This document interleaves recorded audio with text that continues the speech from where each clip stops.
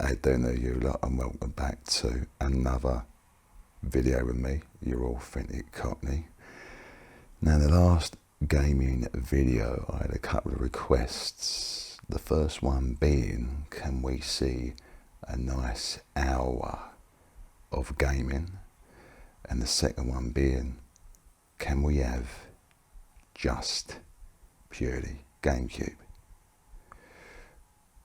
Well, your wish is a Cockney's command, and I've used my noddle and I've gone and combined the two. So here we have a nice long hour of nothing but GameCube. This might actually be longer than an hour, we'll see how we go, but let's say at least an hour of GameCube only. So go and put the kettle on, grab yourself a nice cup of rosy lee, put your plates up, relax, no rush, nice hour of some beautiful GameCube, mate. If you haven't subscribed to the channel, please do so, like this video, and remember to chuck a comment down below of what you want to see. Remember, the ASMR is for you guys. I like to put my own Cockney spin on it, so do let me know what you want to see and I'll sort it out for you. Now, can I just say, there's something about Nintendo, ain't there? There's something charming, warm, welcoming about Nintendo. Is it the fact that it's so nostalgic, or the fact that it's spanned over several decades and several generations? Is it the fact that we've got so many iconic characters and mascots that have come out of it? I don't know, but we can all agree that there's something about Nintendo, something charming. I'll go through these games here and I'll get onto the console after. But just like the other gaming video, we're going to start over here with an absolute bloody banger. If you ain't played this, then make sure you give it a go. This here is Tony Hawk's Pro Skater 4. Now, I've not played any after this. This is the most recent one I've played. I did have Tony Hawk's 1. I did play the others in between, the other sequels, but what I liked about these games is that as the sequels progressed, each game actually did get better and better. As you can see on the front there, we've got my mate Tony showing off, doing a few tricks there. And they changed the logo in each game actually, which I quite liked. They upgraded the logo each time. And you've got a list here of some of your skaters. I do remember this geezer, Bob Burnquist. And you've got Rune Glifberg and obviously Tony himself. Now, in this game, you had missions. And a lot of the time you would help other characters, members of the public in the game.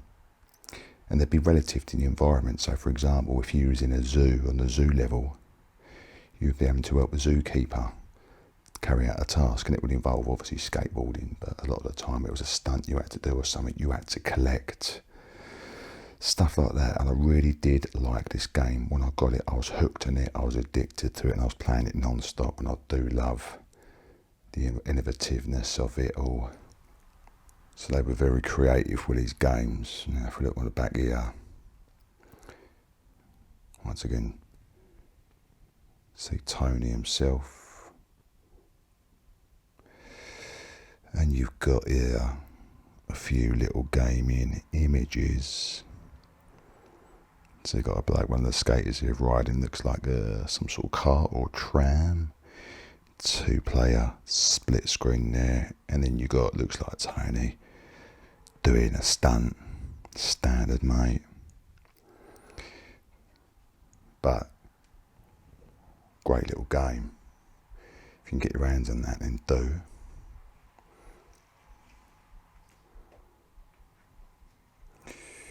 So that's Tony Hawk's Pro Skater 4. I do believe they made sequels after it, which I ain't played. But let me know if you have and what you thought of them. Now, next, this is sort of pre-Call of Duty really. Medal of Honor, Rising Sun. Now this focused more on the Pacific part of World War II rather than Europe. So the opening scene in this game is Pearl Harbor, and as you can see on the front here, Skeezer ears battered and blue, and here you got the ships explosions in the background, and that is the Pearl Harbor scene of the first level of the game. Look on the back here, it's got some nice descriptions of the game as well as some gaming images. This looks like Pearl Harbor here, the first opening scene of the game, where you're trying to gun down these planes attacking you. We're in a jungle there. It looks like another action sequence there, possibly in the jungle or on a boat. But I did really like this game. It was, I liked the Medal of Honor games. These are sort of like pre-Call of Duty, like I said. They sort of set the tone a little bit, and there was a lot of this, a lot of these games based on World War II coming out that were these Medal of Honor games were very popular. It wasn't, I wouldn't say the best shooter for the GameCube, but I definitely liked it, played it a lot. But I like that they refer to real life events. It's a bit like, there's another Medal of Honor, I'm sure there is, that refers to the Normandy landing scene, which you can actually see in the movie Saving Private Ryan, and that was in another Medal of Honor game. I think maybe Call of Duty did that as well. But another little decent game. If you ain't played it, have a little look.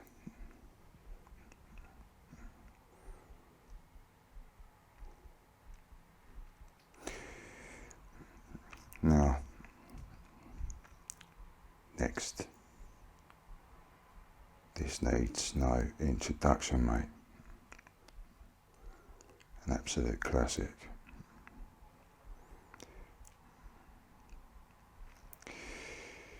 One of the best games on the Cube, if you ain't played it. So it's even quite possibly worth getting a GameCube for this game alone. This is Legend of Zelda, The Wind Waker. To be honest, you can't really go wrong with a Zelda, can you? Every time we get hold of a Zelda game, they're always going to be good. I don't think I've ever played a bad one, to be honest. But that said, I love this game, 10 out of 10, well deserved, as you can see here. However, this weren't actually, even though it's a fantastic game, it ain't the best Zelda I've played, I'm going to be honest. You know what, on this particular game, if you can see there, they went for these cell shaded, a bit of a cartoon-like tile graphics sort of thing, which was quite, nice and charming. But to be honest, I don't think, because of the epic action nature of Zelda games, I don't think that particularly suited the style of the game. But I'm alright for trying something new, so they went for it. But I do feel like, Ocarina of Time, predecessor before this, Twilight Princess after this one, the Wii, the graphics just suit that realism a bit more, do you know what I mean? For like an epic action game. But this one involved you obviously playing as Link, this geezer again. And your island hopping, you've got a boat on this game, and you're going over to multiple islands to complete the dungeons and the quests. And then having a scrap with Ganon at the end, or a variation of Ganon. Some gaming images there, and you'll use I think it was rather than the ocarina, like a wand, I do believe. I can't remember, it's been a while, to play tunes once again. And beautiful game though, if you ain't played it, another one that you get your hands on, you know what I mean? Just going to pop this open. What I love about these GameCube games is that their own little mini discs. They weren't the standard discs. And that's proper beautiful, isn't it? Nice little design. And they did a nice little tiny design on each GameCube game. And the colour of the disc will be in relation to the game. So obviously we're talking Zelda. So we're going for gold on the disc itself, you know what I mean? But beautiful little disc, innit? And that's what I liked about these little GameCube discs. They was a bit more personalised, you know what I mean?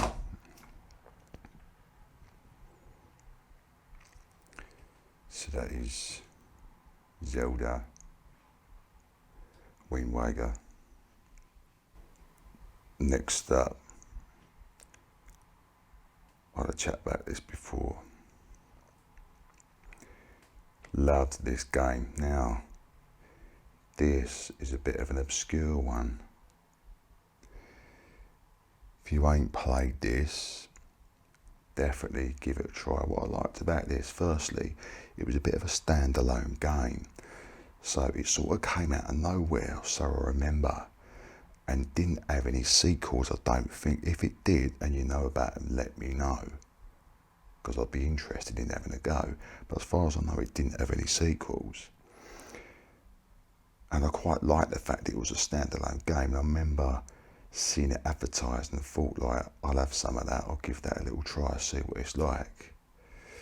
And what I loved about this, it is a shooter, but it's a decent shooter game. But again, they've gone for these cel-shaded, cartoony, comic strip style graphics. And it proper works with the game. It goes well nice, do you know what I mean? Because rather than having those always realistic graphics on a shooter, they've gone for something a bit different. And it really works well nice, because what you do is when you'd like, for example, attack an enemy, here it looks like someone's getting a knife chucked at his head. Got a knife in his bonds there. You'll get this comic strip style 1, 2, 3 of the action that's just taken place, like it zooms in a comic strip style pattern, as if you are reading an actual comic strip, with the sound effect. So when you fire a rocket launcher, you'll get like the boom sound effect actually come up on the screen, like here, kaboom. Do you know what I mean?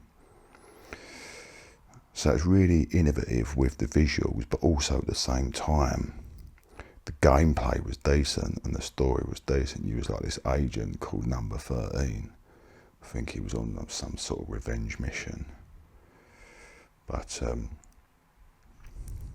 this is your bloke here.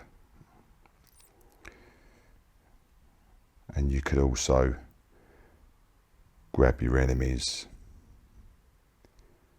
and use them as a human shield, take them hostage. So there's loads of nice little bits and bobs.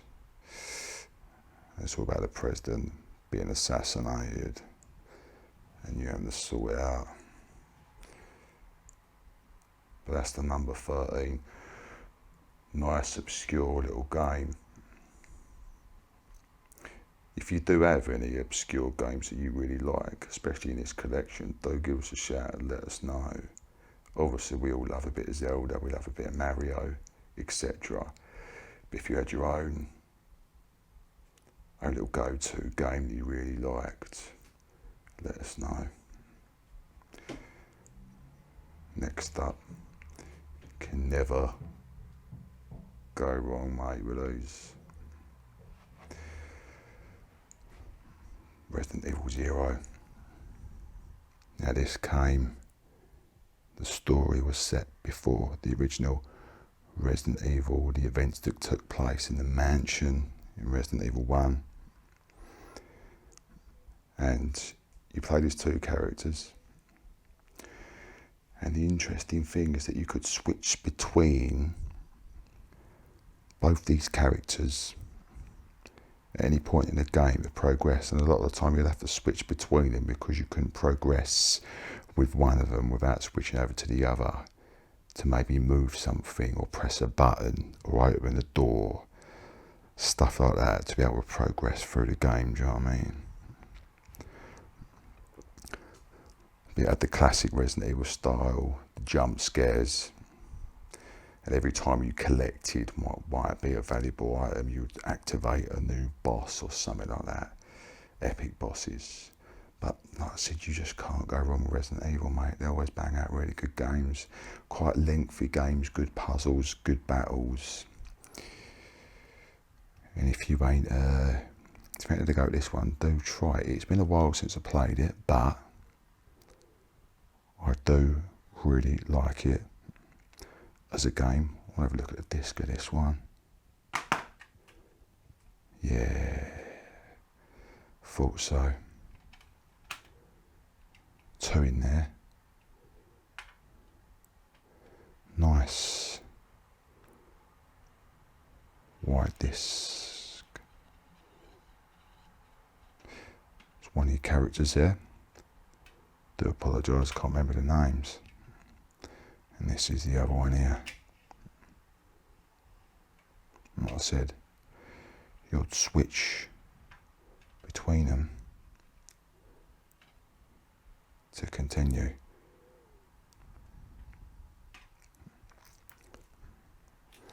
Always been a fan of Resident Evils,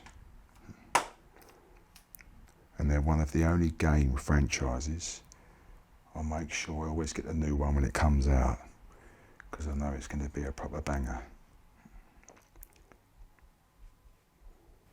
Next up here, we have this little surprise game, another one that I saw advertised out of nowhere, a bit of a standalone game. Saw this advertised, I was like, that's a bit of me. Took a little butcher's, bought it. And what I liked about it, this game, is that you play 2 blokes, and one of them was a psychic bloke and one was a standalone fighter. And you would obviously have the gun battles with the bloke that weren't psychic, and then with the other one who was the psychic, you would use your psychic abilities to progress through the game. And what I liked about it is the quite varied psychic abilities that you'd use to get through. So they're all very different, and obviously as you progress, you'll learn new ones that you could use to defeat enemies, open doors, solve puzzles, stuff like that.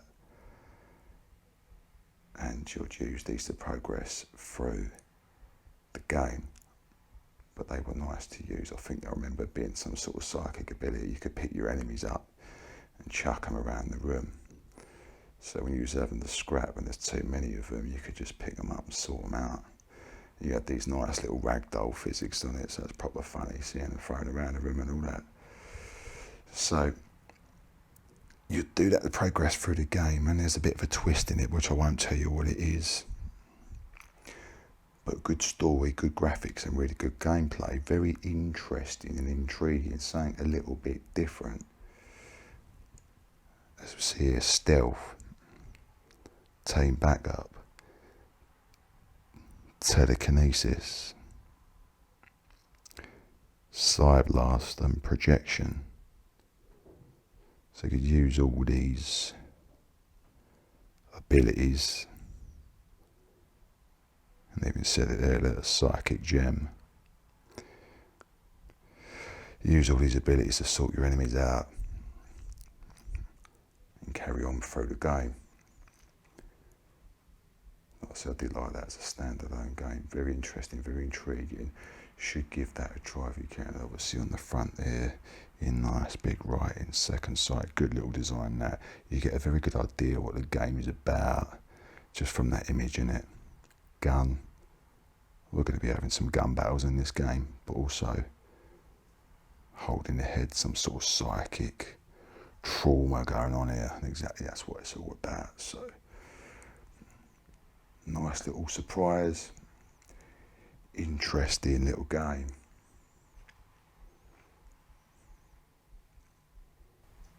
Next here. Now, I really enjoyed this, and I ain't one for the Prince of Persia's that much. This is the only one I ever got, but I was well pleasantly surprised with it.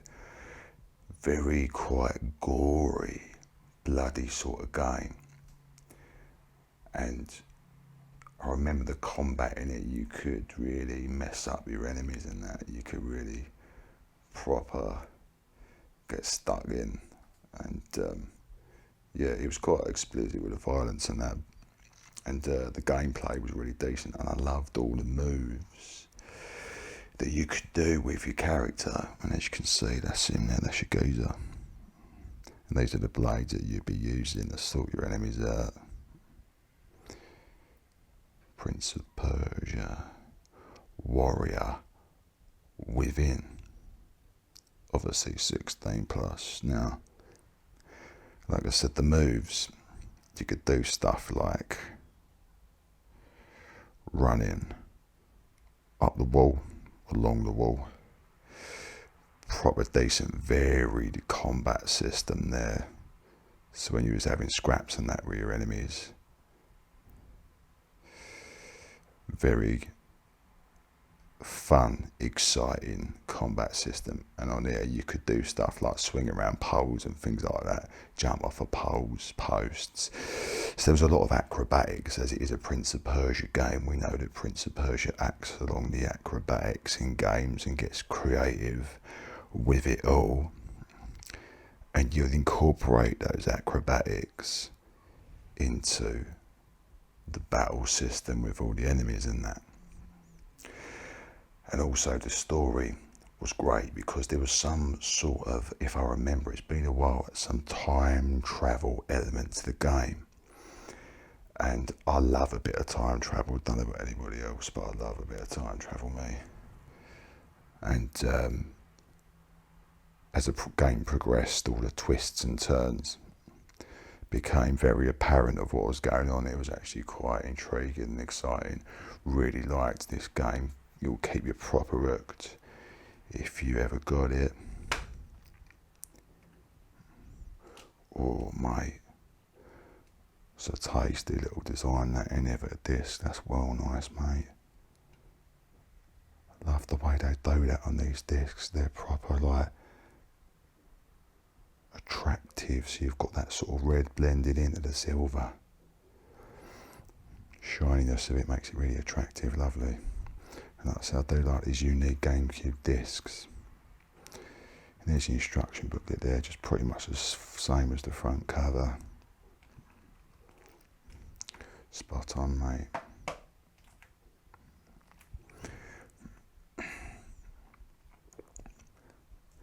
And that was a player's choice, so it comes in a silver box.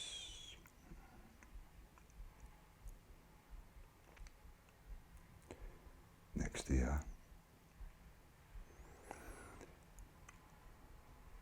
Need for Speed Underground 2. We've got number 1 here, which we're going to be getting to.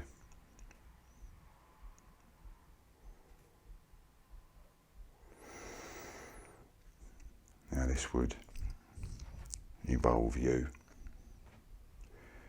suiting up, doing up your cars. I remember there was a time, an era, where all the geezers would buy a Fiesta or a Ford Escort or like a Saxo, some old school motors, and do them up, suit them up like the cars you see in this game. And a lot of the cars in this game, like the Ford Focus, the older Ford Focus, would be in this game. And you could probably do them up. And I remember back in the day, a lot of the boys, a lot of the geezers used to have their motors done up like that, with all the lights underneath and all that, proper big exhaust, massive alloys on it and all that. Don't see them about as much anymore. But it used to be a big thing back in the day. And obviously this game here, Need for Speed Underground 2, played on that sort of trend, that sort of fashion that was going on with the motors at the time, you know what I mean? That's what it was like in the UK anyway. And so what it would involve, go anywhere fast. You'd start off basically with a standard sort of motor, and then you would do up your car by completing missions, earning cash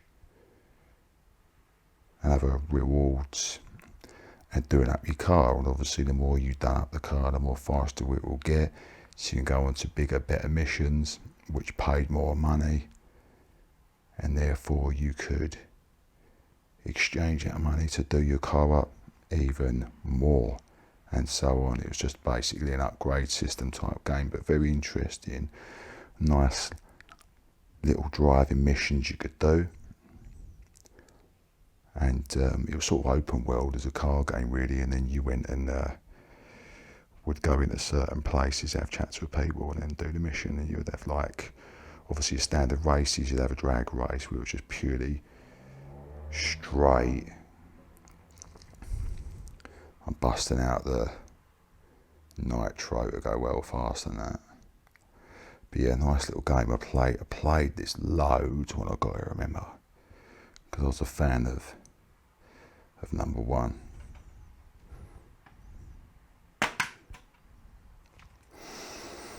And on this particular disc, they've gone for a nice blue. Probably beautiful. Little blue there. But I did like the fact that EA Games, made by EA Games, they did cash in on the fashion at the time of that trend of all these souped up motors all the boys were driving about in. I did have a bit of a souped up motor myself actually. Guilty as charged.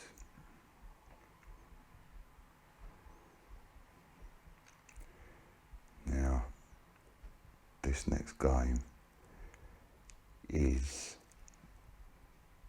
the very first game I got on the GameCube. Let me tell you a little bit of a story about this.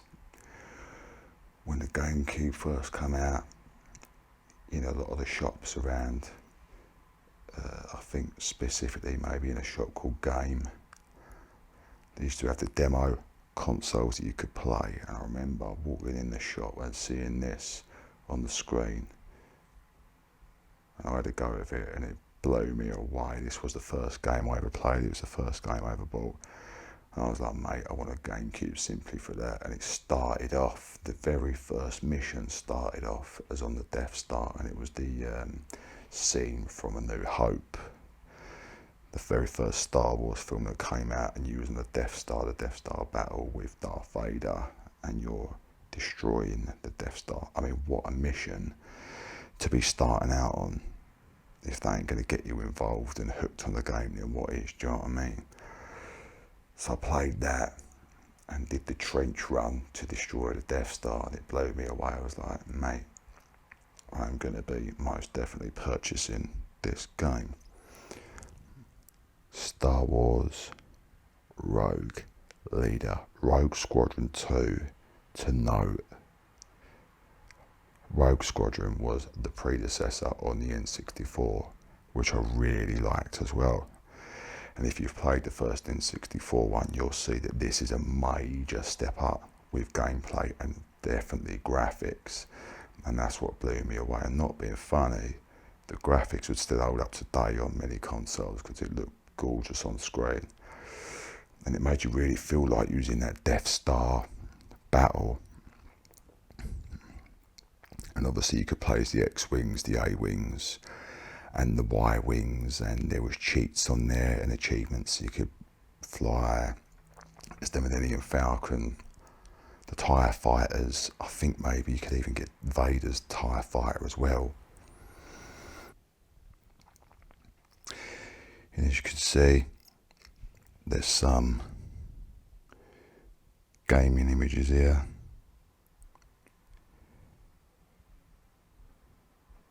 There's the one, trench run on the Death Star from the first level.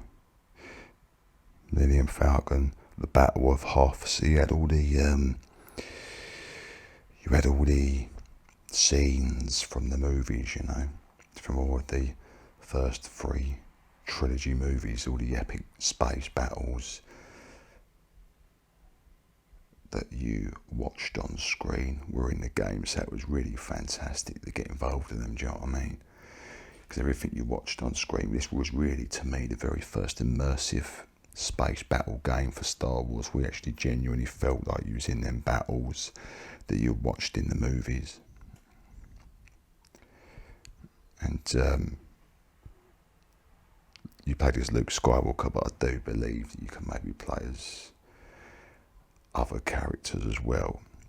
But this is a proper good game, and it really follows the Star Wars narrative really well.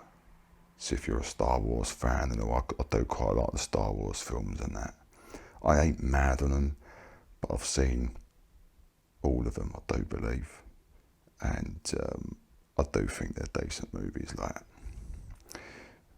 this game, I do believe in the console. I was wrong. Naughty. I've put the wrong game into the wrong case, and I Medal of Honor's in there. Rogue Leader's in the console, which I'll show you in just a bit. But yeah, absolute banger, mate, of a game. If you ain't played it, get your hands on it. You will not be disappointed. They did make a sequel. Rogue Leader, I think it was called Rebel Strike. That's it. Rogue Squadron 3. Rebel Strike. Beautiful little game.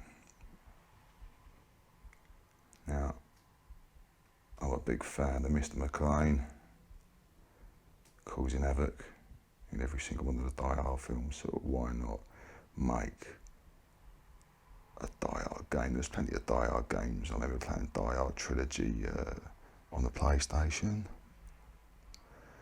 This is Die Hard Vendetta,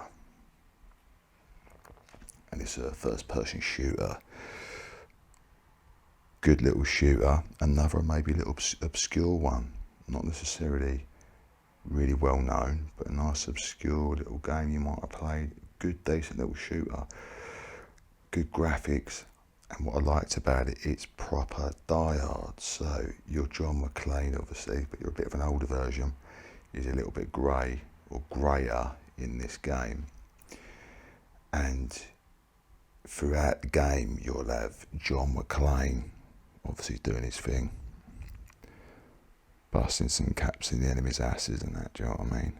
Sorting out your enemies, loads of explosions, loads of gunfights and all that. But throughout the game, John McClane will be using his smart vocabulary and whining and moaning throughout the game like he does in the movie. So he's very quite relevant in a good sort of relation to the movies of the character of McClane, and it sort of does feel a little bit like a new Die Hard movie. I ain't gonna lie, if you're playing this game, it does feel like a long lost Die Hard movie that you've never played before. So it was good to do it, and it was its own storyline. It weren't related to any of the movies, and the Lucy McClane's in it, I do believe, John McClane's daughter, and the cop, is it Al, from the original Die Hard 1, is in this game back as well.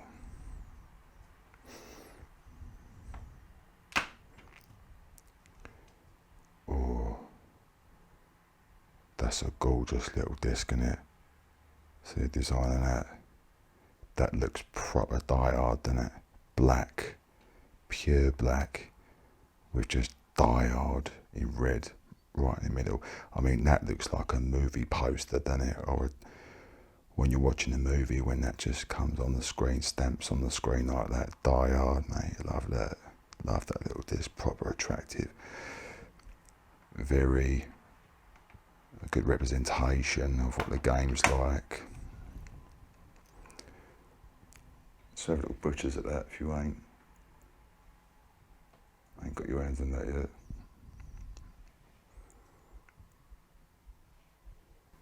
Next there. Now this is interesting, right? Because this is sort of a semi-predecessor to Red Dead Redemption. Now it's got nothing to do with it as a game or a story or whatever, but this came out before and this sort of set a little bit of a tone for cowboy games. This is what this is. I saw this advertised once again. I was like, oh mate, let's have a little go on that. Got my hands on it. And this is a decent cowboy game, very violent. You could scout people in this game, you could do all sorts of things to them. But this is similar to Red Dead Redemption. This is like an early version, a more primitive version coming out in the GameCube, do you know what I mean? So open world again, but you would complete missions. And you would do things like heists. You would help people, robberies, stuff like that, typical Wild West cowboy stuff. And I do love Wild West games. I have got the first Red Dead Redemption. I've not had a go on number 2 as of yet, but this was a decent little game. I remember completing it fully, played it a lot when I got it, finished it 100%. And like I said, it was a primitive version of Red Dead Redemption. So if you are into your cowboy games, again, a little bit of an obscure game. This came out, I don't think it had any sequels made. I do believe this was the only one standalone game, sort of come out of nowhere. But if you do like cowboy games, check that out. If you're a fan of Red Dead Redemption, this is an earlier sort of version. I'm not related to it in any way, but intriguing. And if you look at the gaming footage on the back, there's you having a chin whack with some Indians, you having a row with some other cowboys here, and again, it looks like again some sort of confrontation with some geezers there. But good little game. Maybe like I said, a little more obscure-ish type one. Let's have a gamble on the colour of disc. I'm going to go yellow. Yeah, mate.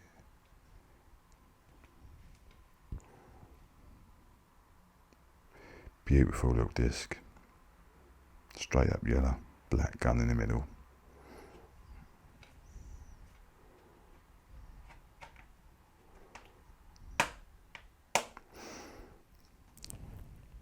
If you ain't played that, those little bitches.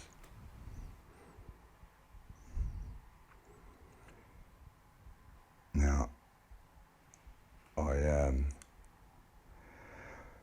a massive Bond fan. Love James Bond, seen all the films. And this bloke here, in my opinion, you may debate me in the comments if you must, is the best Bond. I feel like Pierce Brosnan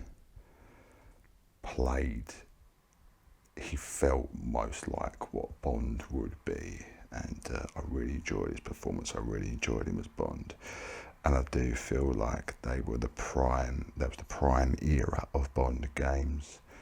So obviously we had GoldenEye as well. Agent Under Fire just over there was also a fantastic little game, but this is 007 Nightfire, and this came out in 2002 at the same time as Die Another Day, but they didn't make a Die Another Day tie-in game for the movie. They actually made this instead, Nightfire, and it's got nothing to do with Die Another Day as a movie. It's got Pierce Brosnan in it, or at least it looks like him, but it's voiced by another actor. So I did feel like, why did they not do a Die Another Day game? But this is still a fantastic little game. Nightfire. If you've not played these Bond games, this is when EA got hold of the Bond license after Rare that made GoldenEye in 64. First person shooter, playing as Bond, Pierce Brosnan. Now what I loved about this game, obviously you had the first person shooter action, but you also had these driving missions. And one of the great things about these Bond games, or this one in particular, was that you had Bond moments or Bond sort of action rewards. So when you went through the missions and you did what would be considered as a Bond type thing or a Bond move, or when you was basically doing an action, moving through the mission, collecting something in a creative way, just like Bond would. So when you was thinking and acting like Bond rather than going in just guns blazing, you'll get rewarded with a 007 icon, like a gold little reward. And you'll get the Bond theme play in the background to show that you've been acting a bit like Bond.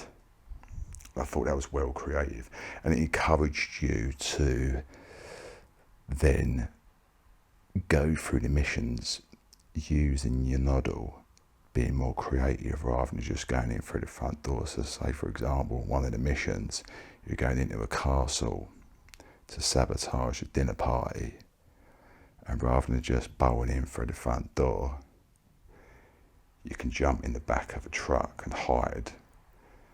And when the truck goes through the main door, that's how you get in, by sneaking in, and you'll get a Bond reward for doing that. And another thing about this game, plenty of Bond gadgets as well. So you could use the gadgets to do certain things. And once again, if you use the gadget as opposed to doing it standard, if you was acting like Bond, doing a Bond type thing, you'll get rewarded for it. So lovely little touches to this game by doing stuff like that, really creative. The driving missions as well. Q would give you this motor, Aston Martin Vanquish, which I do believe is what he drove in Die Another Day. And you'll have all the weapons on the car that you could sort your enemies out with, and that was, I loved that, the driving missions. You had all the missiles, the guns and the car, and that's when you was having the car chases, you could sort your enemies out like just in the movies.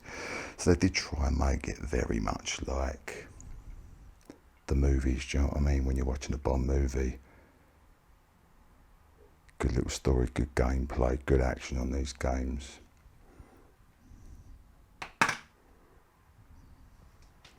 Nice, polished little disc there and all, you know what I mean? Blue 007 Nightfire.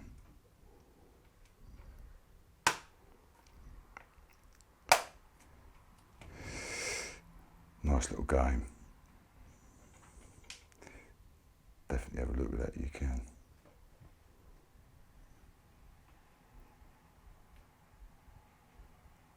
Now here, this is the one that got me hooked. So we've looked at number 2. Need for Speed Underground 1. Now, obviously number 2 was an upgrade, and on the front here, you've got the nice attractive slick writing, Need for Speed Underground, with the orange motor, and it gives you an idea obviously of what this is going to be about. So you've got the souped up motor, you can see in the reflection all the lights and that you're in the city, you're driving fast. This is going to be about fast driving, it's going to be about illumination, lights, attractive cars.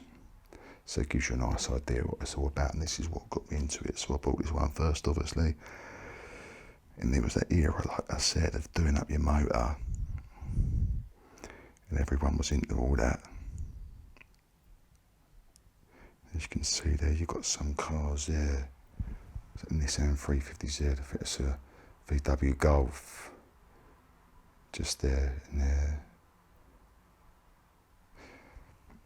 You could do everything to your motors in these games. Like number 2, you could put spoilers on your motor. You could put massive rims on there, massive alloys. Have a big exhaust on it, lights underneath. You can literally do anything to your car. It's very addictive games, but like I said, obviously the sequel was bigger and better.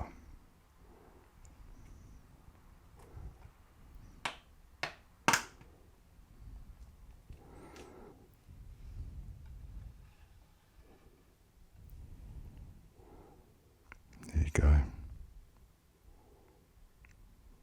Nice little desk.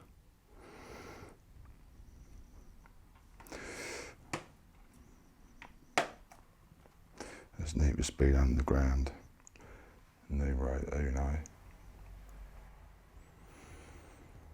Next up, I never played that much of this, but I saw it and thought, let's have a little bit of a gander, see what it's all about.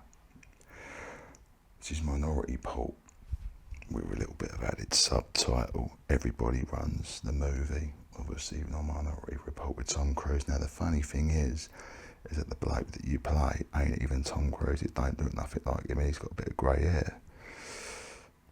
So, you're not Tom Cruise in the game. And it does tie in loosely with the movie, starring Tom Cruise. Not massively. But this was a bit of maybe what you consider as an obscure game. Not a lot of people had it. None of my mates had it. I didn't get it straight away. It was a bit further down the line when I picked up this, and I was like, I thought I'd have a bit of a go at that, do you know what I mean? But it wouldn't have been one of my first choices, but still a nice little game. And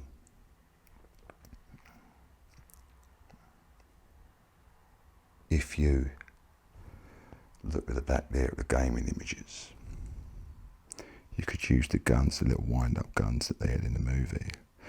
But there was a great combat system on this game, so a lot of this was scrapping with your enemies. So you'd move from environment to environment, room to room, literally rowing and fighting with loads of enemies. And the great thing about it was you had these really decent little ragdoll physics on this game.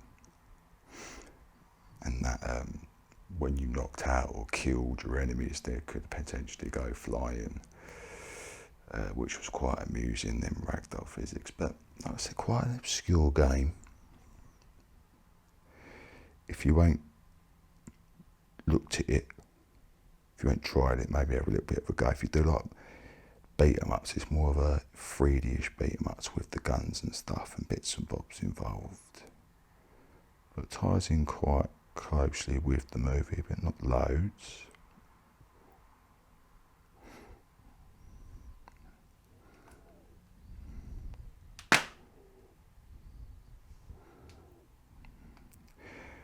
Gorgeous little disc there.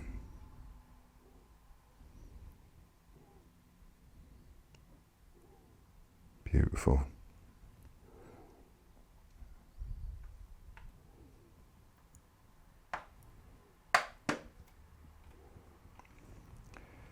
Now,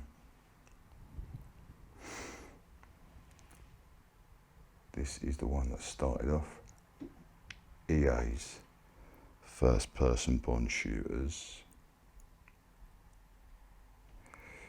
This is 007 Agent Under Fire. This is the predecessor. This came out in 2001. This was the predecessor to Nightfire. And what Nightfire did is just improved upon a lot of stuff that was in this game. But again, an individual storyline, not tied in to any Bond movie. But again, when you look at the front cover of this game, you get obviously Bond there. It's not a look-alike of Pierce Brosnan in the game, but you get that silhouette of telling, like, yeah, we're sort of not exactly Pierce Brosnan, but we're Pierce Brosnan-esque, you know what I mean? And you've got the helicopters explosions. You sort of got that explosion type effect with the Bond girls in it and the motor, you know what I mean? And we've got a DNA type of pattern in the background.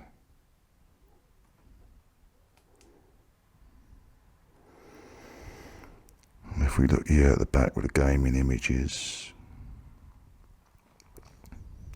you can get the gold PB7 in this game, or the Wolf for PPK, which will take care of enemies with. Aston Martin, driving, looks like a convertible there. Driving missions with your typical explosions and stuff. Multiplayer, looks like twins there.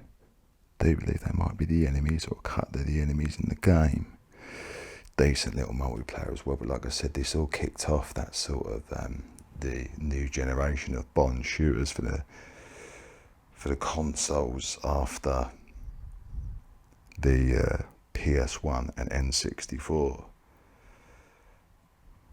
And again, in this game, you had the classic Bond moments like you did with Nightfire. Nightfire just improved on it overall, really, but you had them classic Bond moments where if you did something creative and you was thinking like Bond would, you'd get rewarded for it. With the little Bond theme and a nice little 007 trophy.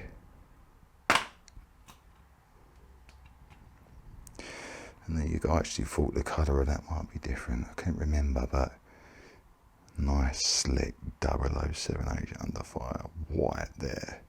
White band going through in the middle.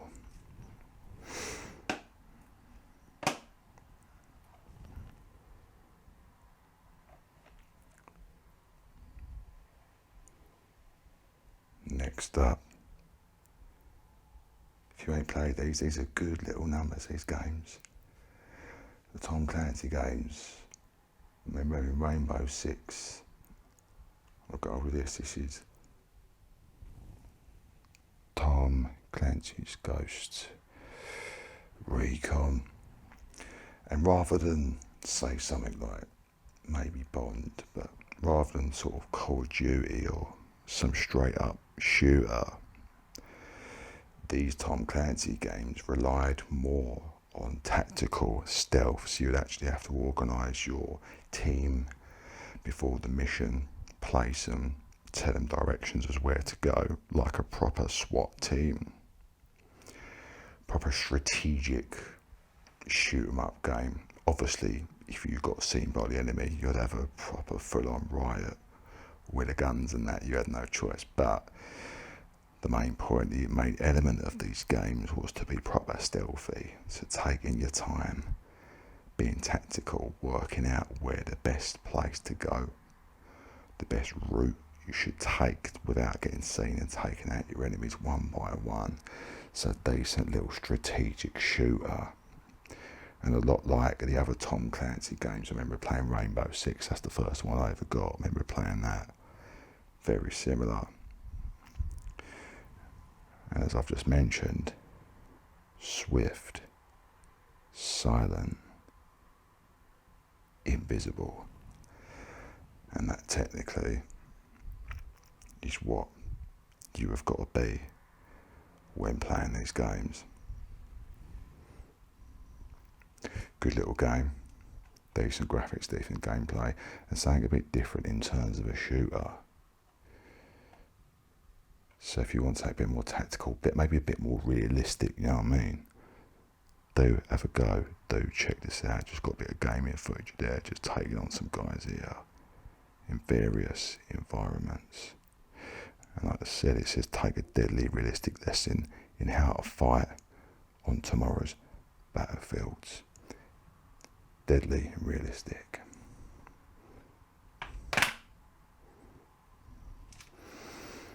And we've even got a bit of a camouflage game going on with the green there, look at that. I'll say it again. I love these like attractive little GameCube games, innit? Beautiful.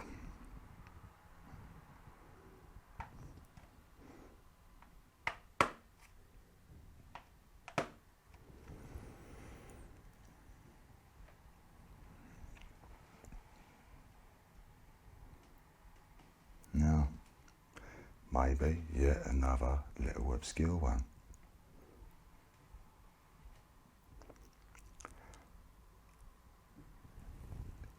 X-Men 2, Wolverine's Revenge. So we've got an independent, even though we're classing it as X-Men 2, we've got an independent Wolverine game.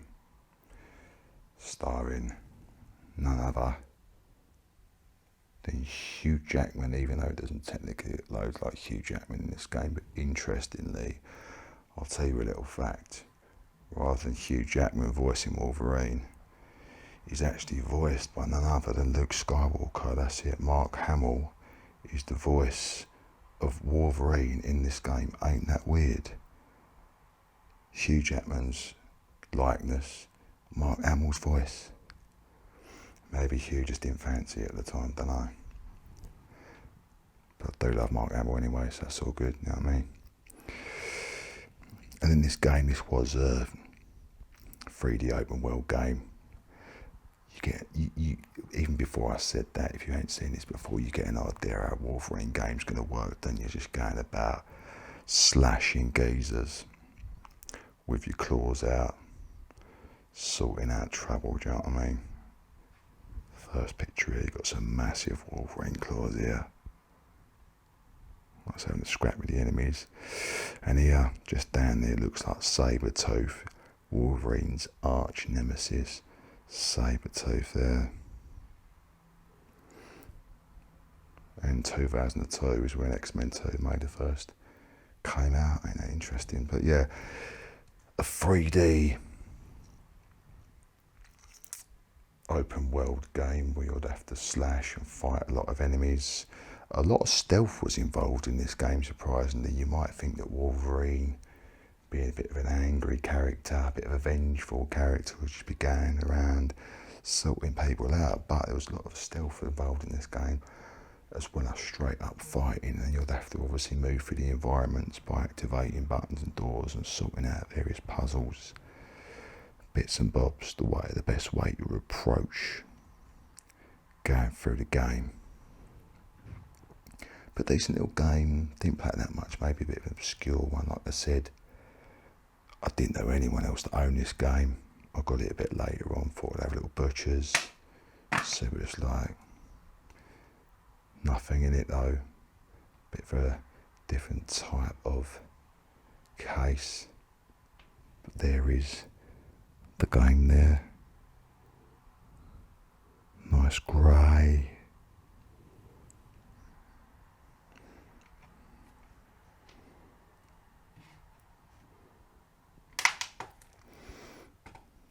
Now, I'm going to show you the box of the GameCube and then zoom in on the console and the controller for a bit more detail, but I really did like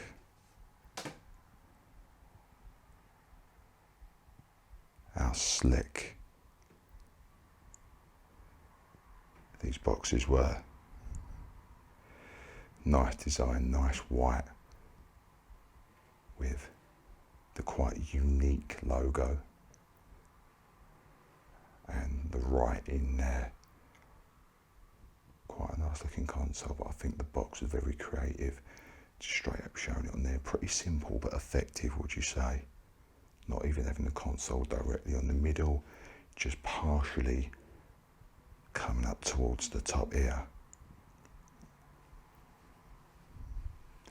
and on the side just simply black there with the GameCube logo, and once again the writing.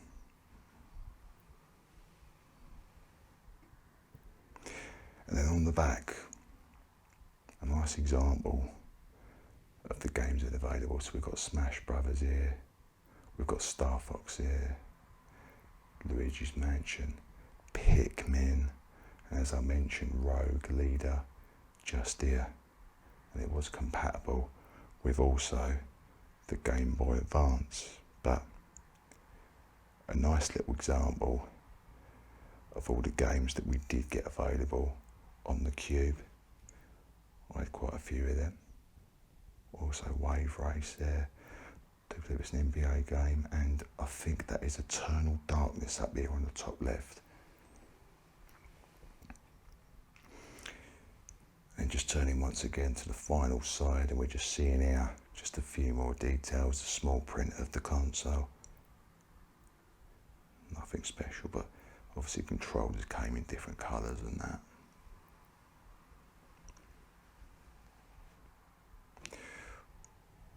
Also here, there's just your box for the memory card. Nothing major, nothing too specific, but you'll slot that in, which I'll show you in just a moment, into the console, and that is where you'll store your memory. And also do remember, put that there if it stays. Also do remember getting this little thing here, that is a case in the shape of a GameCube. It's got a disc in it, which would show you the previews of a lot of GameCube games that were due to come out. So this is when the Cube first come out, everything due to come out, little previews, little demos of the games, but attractive little case there, as you can see, of the GameCube itself. Alright, so let's have a little bit of a gander at the console itself. So the GameCube consoles came originally in the purple. They did start making other colours a bit later on down the line, like black, silver, etc. But these were the original colours they came in. Purple was a choice. How about that? Obviously a cube with the lifting handle there, so you can hold it like a bag, essentially, as a console. They had 3 buttons on the front, one being open, and like I said earlier, you've got good old Rogue Leader, beautiful little game, sitting in there.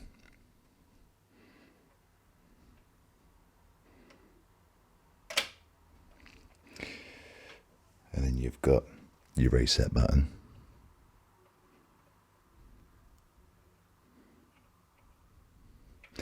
And up here, in a slightly different colour, grey, you've got your power. A nice little click on this. That's nice to just press in that. Nice little sounds, nice little click sounds on that button there. But when you press that, that will just stay in nicely like that. And then what you would get is this red light illuminating. Nice and bright red light comes on here to obviously let you know that your power's on fully. Quite a nice little compact console. The purple sort of suits it. Ain't the standard colour. But again, looking inside, like I said, them nice little discs fit snugly in that, look nice for that little console. You didn't necessarily need the big DVD style. However, this game console did not play DVDs due to the fact that it used the smaller little discs. Now, on the front here, we've got 4 gaming ports for obviously your 4-player multiplayer, with the dots there allocating which one.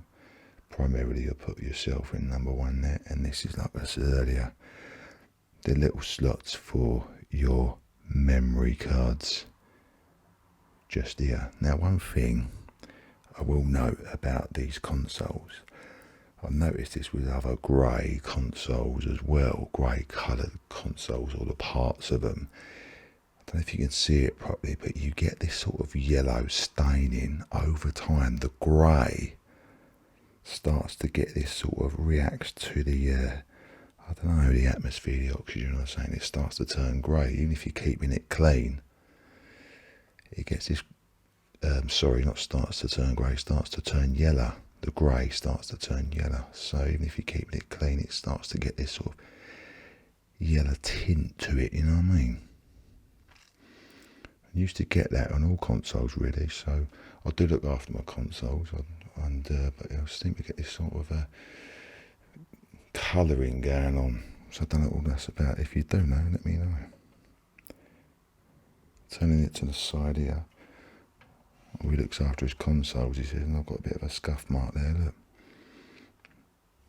Don't know, it's been done a bit of wear and tear, might have dropped it at some point along the line. Turn a few pulleys there, haven't I? Now, you've got your fan on the side here. And some different attachments on the bottom. I think there may have been a disk drive that was meant to be attached to here. I can't exactly remember, but there were some attachments that were due to be put onto here. I feel like there was another Mario game, maybe an extension of the Mario game that was meant to be part of the disk drive that was maybe meant to attach onto here on the bottom. But I'm not exactly sure. If you don't know, let me know. Turning over once again. You've got your fan there on the side, so identical fans on each side here. And then turning once again here, you've got on your back here, obviously, that's your carry handle. And then we've got your power in and your aerials to go into your TV there.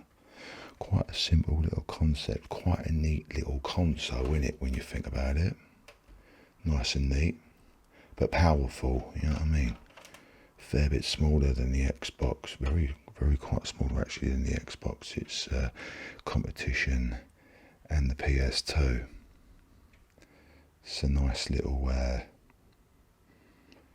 slick little console, that, isn't it? Let's just shove that over to one side here.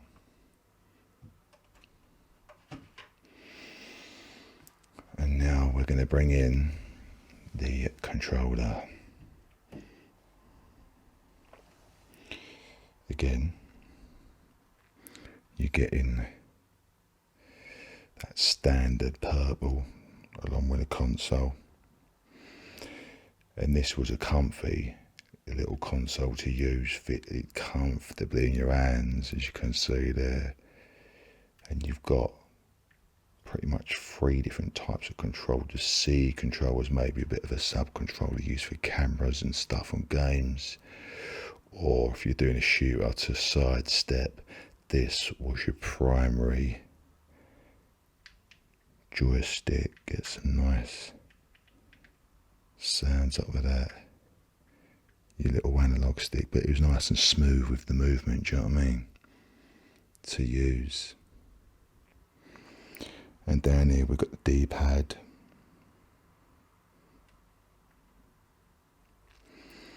So you would use these as your controls in conjunction to another to move your character about. Like I said, in the shooters you would do a move forward motion along with the side step, which should move around to evade fire and move around your enemies.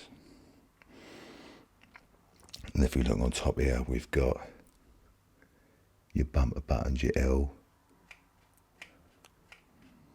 and your R and your Z trigger. Just nice thing about these L and the R was they're analog buttons, so the further you pushed them in, the faster it would go. So if you're accelerating in a car game, push it in a bit more, you'll go faster. If you're shooting in a shooting game, maybe if you just pushed in a little bit, the fire will be less rapid. And if we went in all the way, we're getting more rapid fire. Got your typical start, pause button just in the middle there. And then here we've got a nice little design of what is sort of like kidney shaped buttons with your main buttons here. So, Y, X, A being the main one pretty much, and then your B. Nice little sounds there.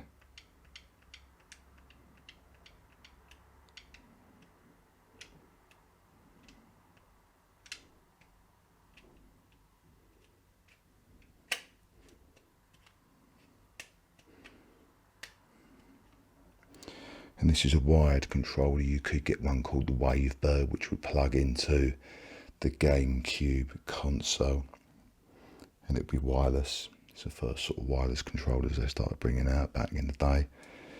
And just behind here, not a lot going on, but just you've got the old Nintendo logo there, you know what I mean? But like I said, very comfy controller, very slick, nice little design, proper comfy that. Easy to play games with that.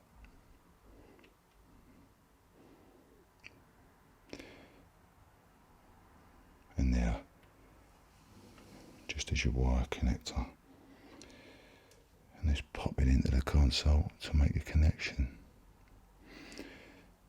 So there you go, you lot. There is your GameCube vid. If you do enjoy it, make sure you give us a like, subscribe to the channel, and also, like I said, do let me know what you want to see next. Love doing these videos, love doing them little variations with a bit of the old Cockney spin thrown in. So do let me know what you want to see next, and I'll get that sorted out for you. Take care, guys. See ya in the next one.